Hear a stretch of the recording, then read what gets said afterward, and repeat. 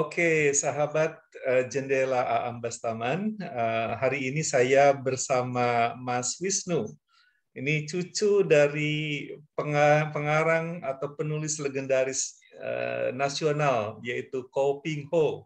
Ya. Hari ini kita akan bincang-bincang dengan sang cucu ya dari Ko Ping Ho mengenai Ko Ping Ho itu sendiri ya. Jadi interaksi, hubungan, dan juga saya kira ya bagaimana kehidupan keseharian dari Ko Ping Ho yang komiknya, ceritanya melegenda ya dan masih menjadi buah bibir saya kira di masyarakat.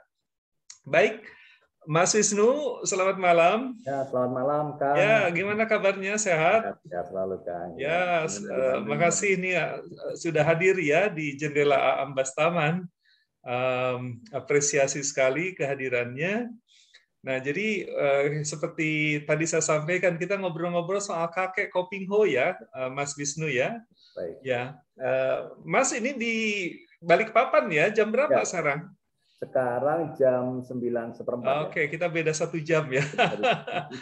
Lumayan lah, udah jam 9 di sana ya. Baik, terima kasih.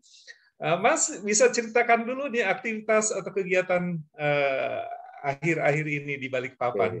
Baik, terima kasih ya, selamat malam semuanya. Jadi saya di Balikpapan itu sejak 2008 ya. Itu saya masuk waktu itu ke perminyakan ya, ke perusahaan asing Total. Jadi sebagai geologis. Oh, oke. Kebetulan saya dulu di Bandung kuliah di Bandung kan kuliah dulu ya? Di ITB di mana? Saya di ITB. Oh, oke, baik. ITB angkatan 90 waktu itu. Oke. Teman dengan mungkin Kang Aan kenal ya, Ratih ya. Oh iya.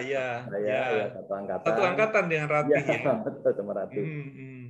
Kemudian setelah lulus saya sempat bekerja di Selam Bersih. Waktu itu saya langsung melamar jadi wireline engineer ya. Oke. Terus ya ini agak lucu juga, setelah dari Selam Bersih itu saya 3 tahun resign 1999. Jadi saya mau wira swasta. Jadi petani anggrek. Wah, tapi ya setelah jadi petani anggrek saya punya tanah di Blitar, saya berusaha di sana sekitar 4 tahun dan saya ketemu jodoh di sana. Dari desa gitu di Blitar, ya saya nikah, punya anak. Baru nih mikir nih ekonomi nih kayaknya penting nih kayaknya, jadi agak sulit kalau jadi petani gitu. Jadi saya memutuskan kembali lagi ke Selam Bersih lagi waktu itu. Di tahun 2003 saya masuk kembali ke wireline Selam Bersih. Sampai terakhir itu posisi di Angola sebagai wireline engineer. Ya, sempat di Cina. Oke, jadi sempat di sana juga ya? Ya. Di Afrika ya? Iya, di Afrika. Di Angola 2008, terus ya itu sudah mungkin udah punya anak ya, anak udah mulai ya agak besar. Iya, lahir di sana anak? Enggak, lahir di Surabaya semua. Surabaya, oke. Surabaya aslinya. Kemudian ya tahun 2008 itulah saya memutuskan untuk stay, ya saya mencari satu perusahaan yang kira-kira bisa menampung kita ya, karena saya nggak suka di Jakarta kan, jadi saya ramai gitu ya. Iya. Kan tidak banyak ya antara Balikpapan atau Duri paling kali ya di Pekanbaru. Jadi akhirnya saya milih Balikpapan. Ya kebetulan keterima ya karena banyak koneksi, barangkali banyak kenalan. Gitu ya sampai sekarang. Jadi setelah tahun 2018 diakuisisi oleh Pertamina, sekarang jadi pegawai BUMN. Jadi masuk sebagai pegawai Pertamina ya. Pegawai Pertamina. Ya. Tapi lebih nyaman tinggal di Balikpapan ya, Mas Wisnu ya. Begitu ya, karena begini kan, jadi kalau di Balikpapan kota kecil ya, tenang. Ya, walaupun tidak kecil banget sih, tapi kita bisa pulang makan siang gitu loh. Iya. Makan siang kita pulang. Ya, lebih nyaman untuk hidup ya. Kantor ya, betul. Masih seperti itu. Jadi ya kita enjoy family life. Ya, itu saya melihat Balikpapan itu sebagai salah satu kota paling menarik di mata saya ya. Karena satu teratur, tertata ya, ada pantai, ada gunung. Dan itu multi etnis ya, jadi rame di situ ya. Jangan lupa nanti representasi Indonesianya muncul. Kita jadi ibu kota nanti ya di masa depan ya. Jangan nanti jadi ibu kota, betul ya, nggak jauh dari situ ya. Jadi kalau ya pulang ke Balikpapan, pulang ke ibu kota gitu ya. Iya. Wah, ini jadi orang ibu kota nanti. Iya. Ya, ya. Ya, Mas Wisnu, ini tentang kakek ya, Kopingho. Seberapa dekat sih dulu hubungan dengan kakek ya? Jadi untuk saya hubungannya dengan Kopingho itu, beliau kakek saya dari ibu. Jadi ibu saya adalah putri kedua. Ya, jadi saya adalah cucu ketiga. Jadi karena masih dikit cucunya, ya beliau juga masih agak muda ya waktu itu 50-an, jadi kita lumayan dekat. Dan cucunya itu sekitar 30-an ya sekarang totalnya. Jadi yang terakhir itu mungkin sudah nggak begitu dekat ya, kan udah banyak banget ya. Jadi ketika kecil ya saya masih ngalamin ya, ketemu, berinteraksi, ya diceritain, diajak dibeliin mainan, diajak makan, ya seperti itulah. Jadi masih dekat. Sampai saya kuliah di Bandung waktu itu tahun 94. Nah, beliau meninggalnya di sana ketika masih kuliah. Baik, baik. Dulu Kopingho itu tinggal di mana ya? Nah, Kopingho itu beliau lahir di Sragen ya. Tetapi beliau lebih lama terakhir di Solo, di Surakarta. Walaupun ya kita banyak bisa baca di internet ya. Jadi berpindah-pindah dari Sragen ke Solo, kemudian pindah ke Tasikmalaya. Tempat 12 tahun. Tasikmalaya ya? Iya, betul. Dan ibu saya itu 12 tahun di Tasik. Ya, jadi beliau sampai SMP kalau nggak salah itu masih di Tasik. Jadi di keluarga Kopingho itu beberapa family itu bicaranya berbahasa Sunda. Lama di Tasik ya? Iya, karena lama di Tasik. Jadi ya seperti tante saya yang pertama, mama saya sama adiknya 2 orang itu dia remajanya di Tasik. Jadi sehingga biasa berbahasa Sunda begitu. Di Solo. Terus pindah ke Bandung setelah itu? Enggak, masih di Solo sampai meninggal. Saya di Solo ya? Ya, waktu kuliah di Bandung itu ketemu kakeknya bagaimana ya? Ya, kita kan karena keluarga dari Kopingho itu dekat ya, jadi setiap tahun tuh hampir kita tuh kumpul gitu. Jadi setiap sama Lebaran dan Natal, Natalan terutama karena itu kan hari tahun baru ya, jadi kita kumpul semuanya. Jadi hampir ya ramai lah kalau tiap tahun. Nah, kalau ketika saya kuliah juga sama. Ketika liburan saya ke Surabaya ya sekaligus ke Solo juga. Ya. Tapi sempat tinggal sama kakek enggak ya? Enggak sempat. Enggak ya. Iya, jadi ketemu ya, itu pada saat ada acara gitu ya, pada saat setiap tahun yang minimal 2 kali ya. Ya. Baik, itu kalau meskipun tidak pernah ketemu tinggal ya sama kakek, tapi mungkin kan juga tahu apa cara kerja kakek ya di dalam menulis itu ya. Yang diketahui Mas Wisnu bagaimana tuh cara kerja kakek menulis itu ya? Ya, ini saya ada beberapa foto ya, mungkin bisa sambil cerita sambil lihat foto gimana? Oh iya bagus juga. Sebentar, saya ini jadikan host dulu ya. Baik, sebentar. Ya, sekiranya bagus ini untuk ini ya, menunjukkan foto-foto. Ya, silakan Mas di-upload fotonya biar nanti kita sama-sama bisa melihat. Iya, nah ini sudah kelihatan ya Kang ya? Oh sudah ya. Oke, ya ini saya ambil dari ya banyak di internet yang beredar. Karena saya ketika lahir tentu saja beliau sudah jadi pengarang ya. Jadi saya lahir tahun 71, beliau sudah cukup banyak menulis. Jadi memang menurut mama saya yang mengalami memang dari nol ya, dari beliau masih kerja serabutan. Jadi beliau ini anak kedua dari 12 bersaudara.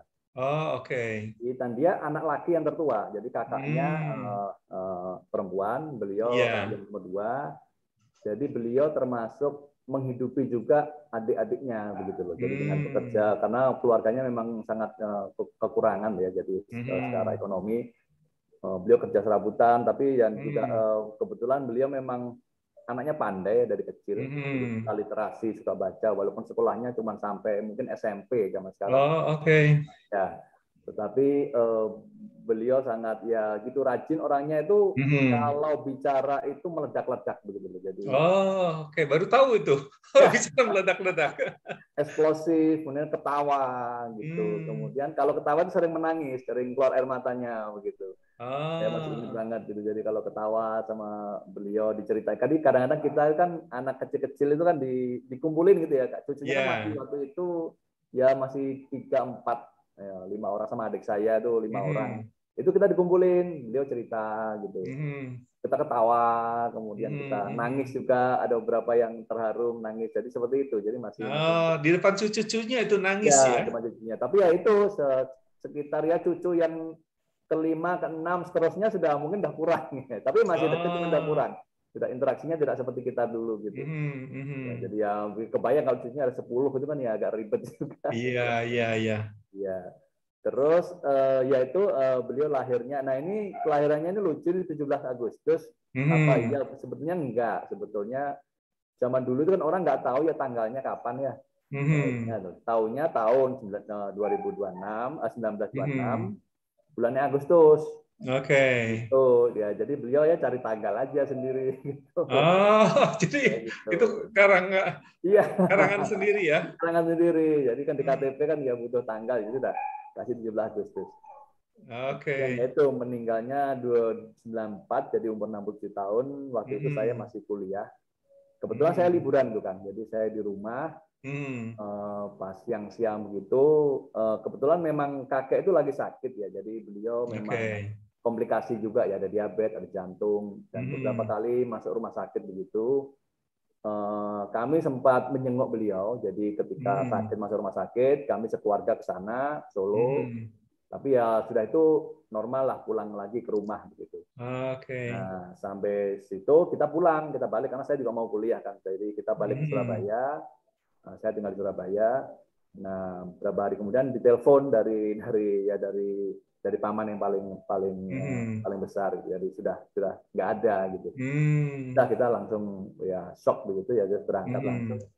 Ya pada hari itu kita tunggu 3 hari ya sampai saudara-saudara kumpul baru dikremasi. Memang beliau menyatakan ketika sebelum meninggal beliau ingin dikremasi. Oh ya. Abunya disebarkan di Laut Selatan karena beliau nggak tahu ya, banyak karangan-karangan beliau yang berhubungan dengan Laut Selatan. Oke. Buku Badai Laut Selatan, banyak lah ya. Jadi maksudnya begitu. Ya. Sebagai cucu menikmati juga tulisan-tulisan kakek ya. Saya itu kelas 2 SD lagi belajar baca ya. Jadi saya sudah baca bukunya Engkong. Saya kan manggilnya Engkong ya. Jadi buku beliau itu sudah saya baca sejak kelas 2 SD. Saya adalah salah satu penikmat pembaca karangan Kopingho itu hampir semua. Semua buku dibaca ya? Saya dulu ingat ya waktu kelas 2 SD itu kan masih belajar baca ya. Jadi satu hari itu satu buku ya, satu buku kecil itu sehari satu gitu. Sampai akhirnya ya udah SMA itu ya cepat saja bisa sehari. Nah, ya ini sejarah ini saya ngambil aja, sebenarnya sih intinya ya ini bisa dibaca sendiri, tapi yang ingin saya ceritakan ini, jadi kalau kita melihat dari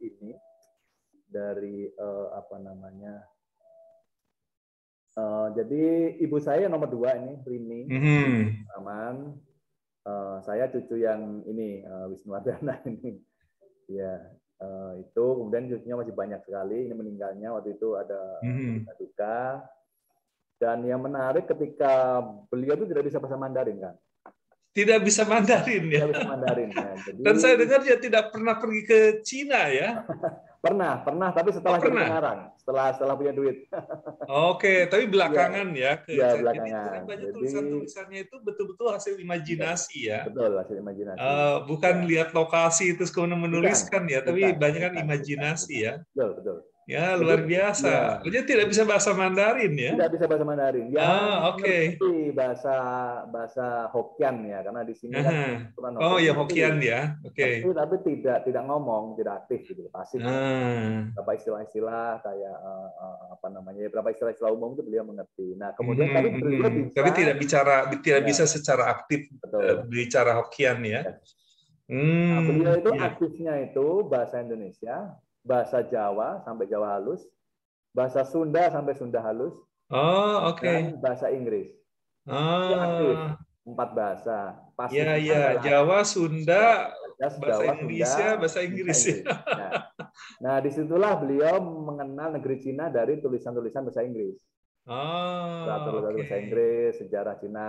Ya memang ada beberapa kesalahan-kesalahan di penulisan beliau tentang sejarahnya, tapi ya itulah beliau dapatnya dari itu, dari buku-buku. Nah, ada buku-buku bahasa Inggris gitu banyak kan. Iya. Bahkan beliau itu pernah mengarang cerita Sunda dengan bahasa Sunda. Oh, Saya pernah gitu. baca itu, iya. Judulnya Oh, kalau saya tidak aja salah, belum pernah tuh baca versi nah bahasa ya itu Sundanya. memang sudah langka. Jadi saya jarang melihat. Saya pernah baca Ya. di tempatnya beliau itu judulnya itu Tamiang Melit Kabitis. Oke, Tamiang Melit Kabitis. Nah, kan artinya kan apa ya, seperti masalah ya. Jadi membelit ke betis ya, Ke apa betis. namanya? Ya. Iya. Nah, itu judulnya saya pernah baca juga karena saya ngerti dikit-dikit waktu kuliah kan saya di Oke. ya. Itu. Mhm. Jadi bahasa Jawa juga ada, buku bahasa Jawa ada juga, terus sejarah Jawa juga ada, Iya. Laut Selatan, darah Mhm, mengalir di mhm, Borobudur dan lain-lain. mhm. Kemudian yaitu ini ke Cina beliau tahun 1985 Ya, baru ke itu Cina. setelah menghasilkan sekian Iya, banyak buku ya. iya, dan baru ke Cina, baru baru Mhm, baru melihat yang tembok Cina seperti apa, mhm, tanah terlarang seperti apa dan lain sebagainya. Dan mhm. yang menarik, beliau juga tidak bisa kungfu, kan? Ah, oke. Oh iya, jadi Banyak nulis tentang buku sih nggak bisa kungfu nggak ya. bisa kungfu. Mhm, Memang apa namanya orang tua beliau itu ya konon mhm. bisa lah, pernah namanya orang orang orang keturunan pada zaman dulu kan rata-rata bisa memang ya. Ya. Tapi saya diceritain dari beliau, jadi memang beliau itu pintar bercerita ya. Jadi Mhm, eh, bukan kakek beliau itu mhm. asli dari Tiongkok. Hmm. Kakek beliau itu asli dari Tiongkok. Ya. Kemudian datang ke Indonesia, dia sebagai ya waktu itu ceritanya sebagai bodyguard lah, sebagai pendekar begitu. Mhm. Dan dia menikah dengan gadis Jawa. Hmm. Nah, ya ceritanya tapi seru. Waktu itu beliau ceritakan bahwa dia ya tidak disetujui, Mhm. kemudian dia lari, dikejar-kejar begitu, perang, berantem, kayak gitu-gitu. Kita juga Oh, oke. anak Jadi kecil kita dengerin gitu, ada oh ya, dramanya ya. apa iya gitu kan. Kalau sekarang mungkin mikir ya apa iya, tapi ya mungkin seperti Mhm. itu juga. Jadi akhirnya direstui pernikahan mereka direstui, nah itu terus ya menurunkan cucunya adalah Kopingho itu. Oh, oke. Ya, Ya, menarik. ya. Jadi ya ini beliau juga bilang kalau tidak bisa silat bahwa ya buat apa beliau cinta damai, tidak suka kekerasan sama Mhm, sekali. mhm. Tidak suka kekerasan Ada ya. kekerasan dia tidak Mhm. suka sama sekali. Dan yang menarik dari Kopingho itu sebetulnya dari ini apa? Salah satu adalah filsafatnya, ujar-ujarnya Mhm. zaman-zaman itu. Jadi ketika orang Mhm. membaca itu tidak hanya membaca cerita tapi membaca buah pikiran, pendapat-pendapat. Oke. Ya, terus dan itu berkembang ya dari beliau mulai menulis pertama sampai terakhir itu Mhm. beberapa apa namanya pemahaman-pemahaman, Mhm. terus apa evolusi spiritual beliau itu masuk semua di sana. Mhm. Gitu. Dan Mhm. itu yang menurut saya memang membius ya. Jadi saya cerita juga bahwa ayah saya, kita kan tinggal di Surabaya, jadi Iya. ayah saya dijadikan agen buku, Hmm. Kopingho, gitu. Oh, oke. Nah, jadi karena menantunya ya udah kita di Surabaya jadi agen. Waktu itu saya ingat sekali, saya itu mengantar buku itu kan diantar ya satu-satu ke pelanggan, Mhm. ke percetak apa persewaan buku zaman dulu kan ada tuh Kang ya, Iya, kios-kios oh kecil banyak dulu. Iya, persewaan, ngantri gitu kan. Nah betul. itu saya itu mengirim itu dari tukang becak sampai Mhm. jenderal. Oh, oke. Langganan tiap minggu itu begitu buku itu keluar kita kirim gitu. Saya sering jaga ya Ah, kantor gitu. dari semua kalangan ya. Iya, semua kalangan gitu. Jadi tukang beca itu ya pokoknya tiap minggu dia datang gitu ke Mhm. kita punya toko Mhm. kecil gitu, toko buku. Dia datang dan ya dia ambil itu satu dia baca, Oke. dia beli gitu. Terus Mhm. kalau di Mhm. persewaan juga gitu, kalau persewaan otomatis kita keliling gitu di Surabaya itu Iya. buku itu kita kirimin buku-buku itu. Terus ada satu, saya lupa namanya, jadi jenderal polisi itu rumahnya tidak terlalu jauh dari rumah, itu dia bilang pokoknya apapun buku Kopingho saya beli. Gitu. Oh, oke. Jadi kita namanya begitu ada buku baru kita masukin aja kotak pos. Waktu itu kan zaman itu ada kotak pos gitu ya. Nanti akhir bulan dibayar sama beliau sama Ah. memang luar biasa kalangannya. Iya, iya, iya. Ya, teman-teman saya dulu waktu SMP, SMA itu suka baca-baca di belakang tuh ya, Kopingho itu kan. Ya, di belakang gurunya nerangin apa tuh mereka baca. Terus di kelas tuh ini. Ya, betul di kelas. Baca Kopingho ya. Ya, betul. Ya, Oke. Itulah yang kalangan saya tentang Kopingho dan memang ya cukup membanggakan dan cukup apa namanya sangat berkesan lah bagi kami. Iya, iya, iya. Saya juga membaca itu dari tukang buku keliling itu pakai sepeda.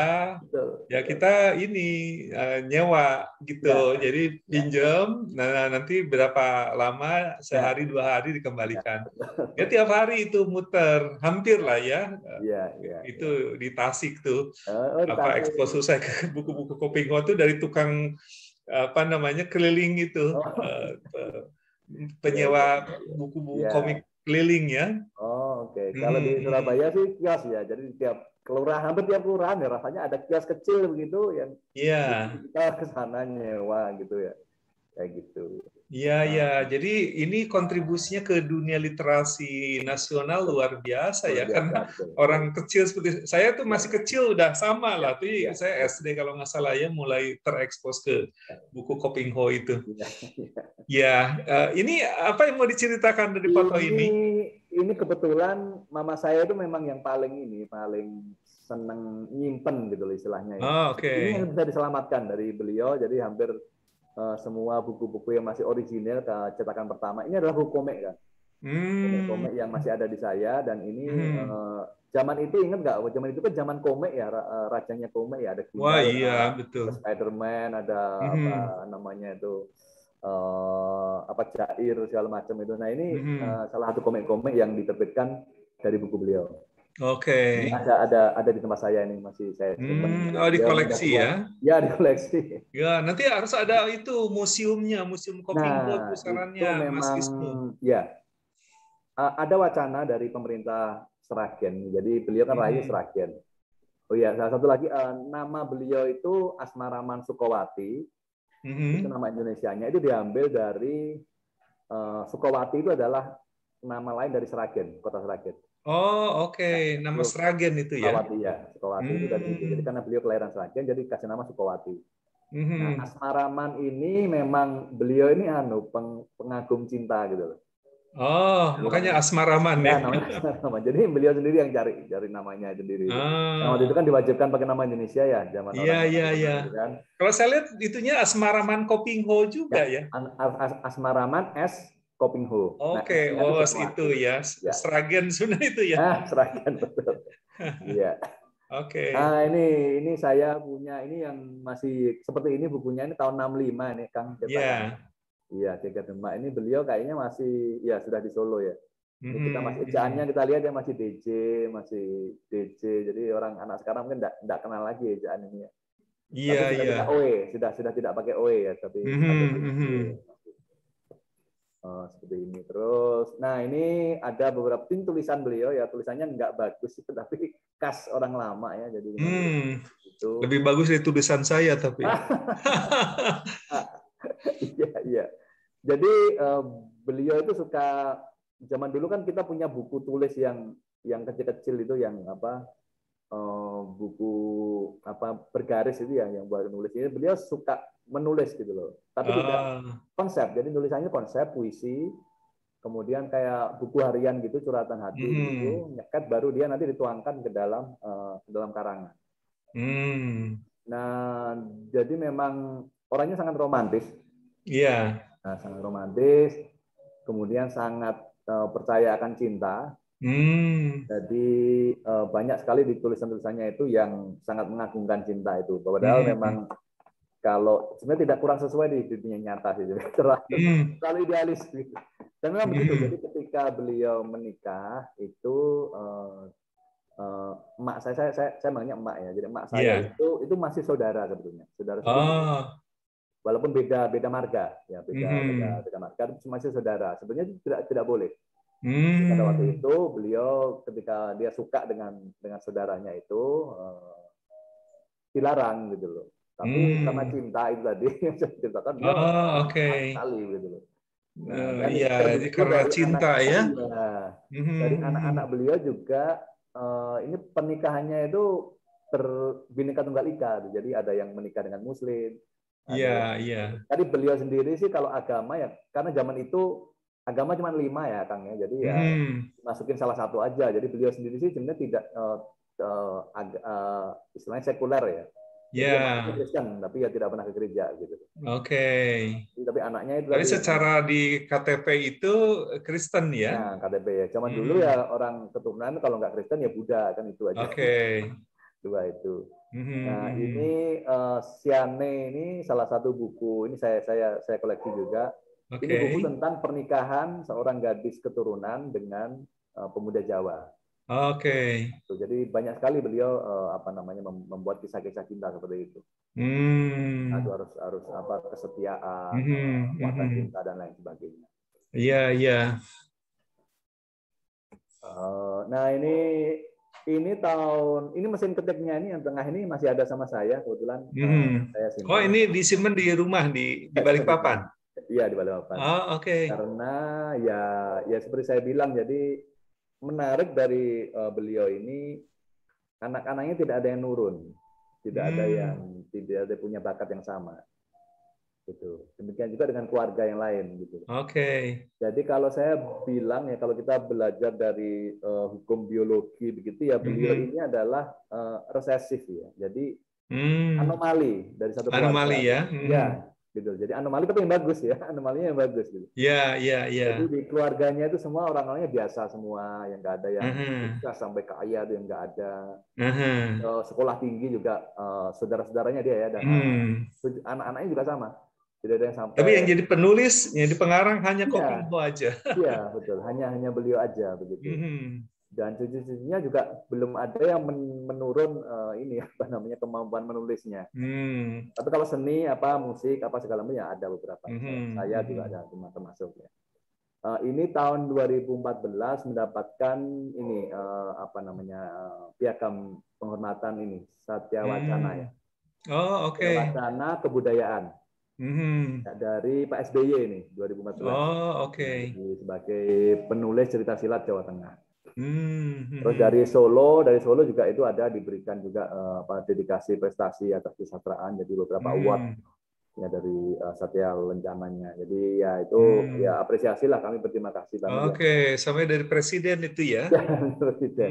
Nah Hmm. itu saya bilang tadi di pemerintah Sragen itu ada wacana sih agak lama sih. Mhm. Dia ingin bikin museum Oke. dan Mhm. didorong oleh penggemar-penggemarnya sebetulnya gitu. Hmm. Dan di percetakan Gema yang mencetak buku-buku Kopingho ini sekarang berpindah ke rumahnya. Jadi rumah beliau sekarang sudah yang ninggalin ada anak-anaknya, beberapa anak Mhm. gitu. Jadi percetakannya udah dijual. Mhm. Terus eh, sekarang rumah itu dibikin jadi cetaknya diorder ke percetakan lain, kemudian dijualnya di rumah gitu. Oh, oke. Di rumah. Itu masih ada kan Mhm. sampai sekarang itu masih Oh, masih masih ada aja yang order itu gitu. pusat penjualannya di situ Ya, ya. betul. Dan yang menarik itu jadi begini, dulu yang orang-orang yang seperti kita-kita ini yang suka penggemar Kopingho waktu Mhm. kecilnya nyewa ya kan, Mhm. rebutan sama orang. Nah, begitu udah gede jadi orang sukses, mereka pada Mhm. koleksi nih. pada Oh, oke. koleksi. Dari nyewa Makanya jadi ya kolektor ya. betul. Kayak Mhm. dendam gitu ya, wah dulu nggak bisa beli, sekarang beli semua dibeli katanya. Mhm. Iya. Ini foto-foto kenangan. Ini papa mama saya. Jadi mama saya ini anak yang kedua. Oke. Nah, ini Kopingho dengan istrinya. Ini papa saya. Ini saya waktu kecil. Hmm. Ini ulang tahun ke-1 ya. Masih Oh, oke. 1 tahun nih, 1 Mas tahun. Wisnu ya. Berarti cucunya baru 3 waktu itu. Ah. Saya. Nah, ini mungkin kenal ya, Kang ya, yang bawah ini ya. Tahu nggak siapa ini? Sebentar, sebentar. Nah, kalau anak muda sih tahu sih, anak muda sekarang masih tahu. Anak muda sekarang ya. Iya. Anak muda. Bisa dimarahin sama anaknya nanti. Ini Desta. Oh iya iya iya Ya, iya ya. Dengar Desta, dengar. ya. Ya, nah ini beliau cucu keberapa? Jadi mamanya beliau ini itu putri ketiga. Jadi adiknya persis adiknya Oh mama oke. saya, ini mama saya, ini papa saya, ini saya. Oke. Jadi Ini adik sepupu saya. ya. Ya, ini pernikahannya papa mamanya Desta. Ah. Iya, ini jadi salah satu artis ini yang cukup kondang di Indonesia Iya ya. iya iya. Iya iya. Ya, Betul betul. dia punya ya banyak ini acara ini kalau nggak salah apa ya Tonight Show ya kalau nggak salah ya sekarang Mhm, lagi mhm. top-topnya. Nah ini rumah ini beliau punya villa di Tawangmangu. Ini tempat salah satu tempat beliau mengarang ya. Jadi beliau Hmm. dulu itu seminggu itu dibagi dua. Kalau nggak salah Senin sampai Kamis itu di Tawangmangu. Terus Jumat Sabtu Minggu dia di Solo. Jadi dia pulang pergi Oh. ya sekitar Di satu jam. Tawangmangu khusus untuk nulis itu ya. Di Solo juga nulis, cuman Itu ya. Jadi bagi dua, ininya di nulis itu di Solo, di Tawangmangu. Tawangmangu. Betul. Ya, betul. Dan Hmm. menarik itu saya ingat ya, jadi ketika masa puncaknya beliau menulis itu tahun 80-an, itu Iya. beliau bisa menulis itu 3 judul dalam satu hari. Waduh, 3 judul dalam satu Tiga hari. cerita ya, Tiga tiga cerita cerita ya. dalam satu hari. Dan itu bersambung ya. Ah. Jadi beliau cerita, saya nanya, loh kok bisa kok bisa seperti itu gitu. Dia bilang, dia di otak saya itu ada switch-nya katanya. Hmm. Ada tombol. Jadi begitu tombolnya dicetak begitu, berubah dia Hmm. ke satu cerita A gitu katakanlah. Dia Ya, ngarang. terus ngalir itu ya. Ya betul, ngalir. Dan dia ingat, oh dia punya itu yang saya bilang catatan-catatan kecil kan. Oh Hmm. kemarin sampai di sini. Dia nulis. Dan itu langsung diketik. Hmm. Jadi konsep itu hanya untuk kerangka, tapi juga langsung ketik. Jadi langsung duduk. Saya sering melihat, jadi kalau di Solo itu suara yang paling familiar adalah suara mesin ketik. Hmm. Nah, jadi Hmm. cetak suara mesin ketik yang tadi itu terus begitu bekerja pagi, siang, malam, pagi, Oke, malam. dia langsung ke mesin ketik Langsung ke ya. mesin ketiknya. Jadi Hmm. sempat berhenti sebentar, mikir gitu, langsung ngetik lagi begitu. Nah nanti Hmm. ya, istirahat sebentar, makan siang apa, mungkin siangnya dia berubah lagi ke judul B gitu. Hmm. Lanjutin yang ceritanya B. Malam nanti cerita C. Begitu terus bisa. Hmm. Zaman itu. Tapi ketika terakhir tahun-tahun 90-an sudah enggak, biasanya satu aja. Oke. Tuh, Wah, luar luar biasa. biasa ya Luar biasa sekali. dedikasinya ya. Iya. Jadi itu tiap hari di Tiap hadapan hari. mesin tik ya. Dan Jadi makan beliau, siang aja tuh yang keluar dari ya. mesin tik itu ya. Habis Cuman tapi makan beliau siang ini aneh. kembali lagi. Ya, beliau ini orangnya saya bilang tadi kan ekstrovert ya. Jadi Mhm. dia suka bergaul, ketika dia di Tasik dulu dia ikut kelompok misalnya keroncong, dia Hmm. ikut kelompok gamelan budaya. Jadi dia Hmm. bisa suling Sunda, dia bisa gitu main-main Hmm. gamelan-gamelan Jadi gaul sekali ya ya. gaul gitu. Dia Mhm. suka badminton dan di Solo dia ada Hmm. kelompok-kelompok badminton. Mhm. Terus kalau dia punya kebun cengkeh begitu, kalau pas musim panen dia ikut manen, ikut naik pohon Hmm. itu. Saya diajak waktu kecil itu diajak naik Mhm. pohon. Beliau bilang bahwa ya hobi nyangkong ini kerja katanya. Oh, itu kalau Hmm. nggak kerja itu nggak enak ya. Jadi cari keringat ini sehat enak gitu. Iya, iya. Iya. Iya. Tapi ritme kerjanya sampai malam ya itu, ya Mas. Nggak suka-suka sih ya. Suka-suka. Oh, oke. Iya. Suka-suka. Kalau memang pas giat-giatnya sampai malam. Malam. Hmm. Ya, kadang dia kayak Sabtu Minggu dia istirahat. Ya itu tadi. Tapi istirahatnya nggak istirahat, benar-benar dia cari Hmm. kegiatan lain. Hmm. Iya. Ya tadi bergaul Ya, gitu ya. betul. Nah, ini saya Keluar. mau cerita lagi nih. Ini kan kita ngomongin cinta silat nih. So, apakah Hmm. ada keluarganya yang ada? Jadi ini adalah keponakan. Ya, Oh. keponakannya Koping Ho. Jadi marganya sama. Ya, Hmm. Ko. Nah, adik beliau itu kebetulan ada yang hobi silat. Nah, ini Oke. dari anaknya adik beliau, jadi keponakannya Koping Ho. Ini dua orang hebat ini termasuk. Jadi saya manggilnya Om harusnya. Oke. Ya kan, keponakannya Koping Ho, jadi harusnya Om saya kan. Hmm. Hmm. Nah, dia ini sempat mewakili Indonesia di Wushu. Oke. Tentang Oke. medali, dapat medali perak kalau nggak salah Hmm. di Hmm. Hong Kong, di Cina juga ikut. Oke. Dan mereka Olahraga berdua wushu ini ya. ya orang Hmm. Wushu. Ini anaknya ini cewek semua ini pendekar semua nih, jangan salah. Jadi mereka Oh, itu oke. bangun tidur, ya kan, Hmm. sarapan, senam, tendang, terus mengatih. Hmm. Ini adalah sasana beliau. Jadi mereka punya sasana yang besar sekali di Bogor ini kan. Oh, oke. Bogor ya. Jadi mereka punya sana. Jadi ya sampai sekarang ini kalau orang Wusu pasti tahu dua nama ini ya, Goki Nebulana dan Gora Nebulana. Ya ini satu-satunya ya yang masih ngeling sama silatnya atau ilmunya Koping Ho ini. Oh, oke. Nah, kebetulan saya juga hobi sebenarnya Tai Chi. Saya hobi Tai Chi. Jadi nyambung lah sama mereka. Jadi oke. Ini Tai Chi dari ini juga, dari saudara ini awalnya. Bukan. Saya Tai Chi di Bandung kan. Oh. Itu ada ceritanya lagi. Jadi memang ini singkat aja. Jadi ketika saya muda itu saya itu kena rematik umur 19 tahun. Jadi di kaki ini kayak sakit gitu ototnya, sehingga saya tidak bisa olahraga keras. Oh. Jadi saya basket nggak bisa. Saya dulu suka ini kempo, suka kayak apa namanya ya itulah olahraga silat gitu. Nah karena sakit jadi nggak bisa olahraga keras. Diajakin sama teman saya, kamu belajar Tai Chi aja. Saya belajar Tai Chi ya udah sampai sekarang. Belajar Tai Chi. Oke. Ya, Nah, bagus lah. Foto-foto ini sebenarnya gaya aja, bukan action beneran. Oh. Jadi ya ini anunya sasananya mereka jadi sangat ya, besar sekali dan sangat bagus sekali.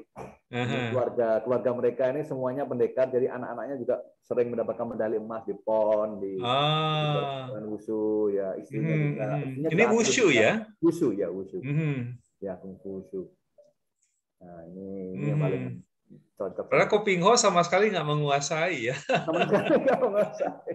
Iya. Nah, ini waktu acara di kantor dulu ada acara-acara pagelaran budaya begitu. Jadi saya ya tambah jadi pendekar suling emas sama teman-teman. Ya, ini beberapa ucapan-ucapan Koping Ho yang sering saya dengar. Di kantor pada tahu ya, Mas, pada tahu, cucunya ya, Koping Ho ya? Ya, pada tahu.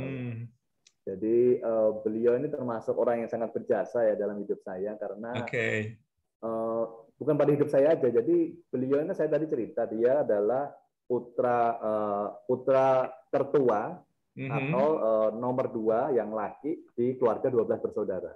Oh, oke. Kemudian dia punya anak itu 12 orang.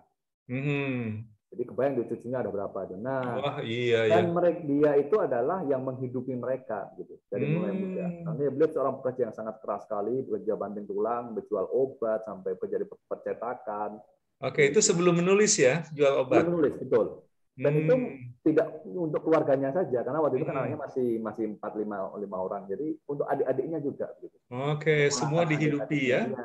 Termasuk tadi orang tuanya dari Gora dan Goki tadi, dia juga dia adik yang paling kecil kalau tidak salah. Nah itu dia sangat sekali ya respect lah dengan kakaknya. Semua adik-adiknya itu respect karena itu tadi. Jadi bakti buat keluarga yang besar ya. Membesarkan itu. Nah terus ketika beliau masih hidup itu perusahaannya atau percetakan beliau itu sudah diwariskan pada anaknya. Nah, jadi secara hukum anaknya lah adalah pemegang saham dari perusahaan untuk percetakannya. Percetakan itu. Jadi beliau hanya ngambil uang honor. Beliau dapat honor ya kan. Nah, dari hasil penjualannya itu adalah dibagikan pada anak-anaknya. Nah, itu sangat berarti kan pada zaman itu anaknya 11 itu dari hasilnya itu tiap tahun ada dividen. Tahun bisa 3 kali, bisa 2 kali. Dan itu untuk beberapa keluarga, termasuk keluarga saya, itu sangat-sangat berarti. Gitu. Termasuk saya bisa sekolah ke ITB, itu dari uang itu. Nah, membantu kami sehingga bisa, ya kita kan jualan buku ya untuk sehari-hari jualan buku. Tapi untuk kayak ke sekolah, keluar kota, segala macam, bayar ini, bayar itu yang besar-besar itu dari uang itu. Dari saya ingat beli mobil itu dari uang dividen itu. Dan itu jadi kita sangat ya merasa berterima kasih lah. Dan itu sampai sekarang kan. Bayangkan ketika beliau hidup sampai beliau sudah tidak ada, dividen itu masih ada. Terus mengalir itu terus mengalir gitu. Sampai cicitnya, berarti kan cicit. Iya, berarti kan anak saya sudah ada nih. Tapi ya saya sudah tidak dapat. Jadi ke orang tua saya masih ke mama saya. Iya. Jadi ya beberapa anak-anaknya yang mengandalkan itu masih ada dari setiap tahun mengandalkan uang hasil dividen itu gitu. Sangat luar biasa sekali. Oh iya ya, itu karya produktif, Iya, karyanya monumental, tapi secara ekonomi menghidupi banyak orang, betul kan. keluarga besar ya, Keluarga sampai besar. sekarang Sampai sekarang. setelah setelah beliau meninggal ya. Betul. Mhm, Sampai mhm. sekarang gitu loh. Ah, oke. Iya. Jadi itu mungkin ya nilai-nilai yang Ya, didapat tuh dari ya, kakek ya, ya. Nilai-nilai dia. bakti buat keluarga Bakti gitu buat ya. keluarga. Terus ya Mhm. ketika sebelum meninggal itu beliau sering sekali membicarakan hal-hal tentang kematian seperti saya kutip Ah, di sini. Jadi bagi beliau ya itulah. Jadi ya dan itu di buku-bukunya juga sering ditulis. Ya, mhm, ya saya mhm, udah siap gitu artinya ya saya bisa panggil kapan mhm, saja walaupun mhm. dia masih semangat ngomong dengan Ya, ya, tapi ya. orangnya itu ekspresif ya kayak Aha. Ratih lah kurang lebih lah kalau ngomong gitu Ya, ya, ya. Itu untuk meninggal lega usia berapa gitu. tahun ya, Kopingho itu? Meninggalnya 67 67 tahun ya? ya 67 tahun ya. Oh, oke. Masih cukup muda lah sebetulnya Ya, ya, cukup masih muda. aktif Iya, masih iya, aktif untuk masih ukuran aktif sekarang. untuk ukuran Iya. sekarang gitu. Betul, betul. Nah, Mas Wisnu, ada tampilan lain lagi nggak? Sudah kan sudah ya Oh, ya sudah ya ya. Mungkin bisa ya di-unshare. ya Eh, Nah, jadi saya baru tahu banyak hal ini ya tentang ya Kopingho ini ya ya dari cucu langsung ya. Ya ya mudah-mudahan nih sahabat jendela Aam oh ya Bastaman ini juga bisa ini ya bisa lebih tahu ya dengan ya sosok Kopingho ini. ya ya Eh, ini menarik sekali.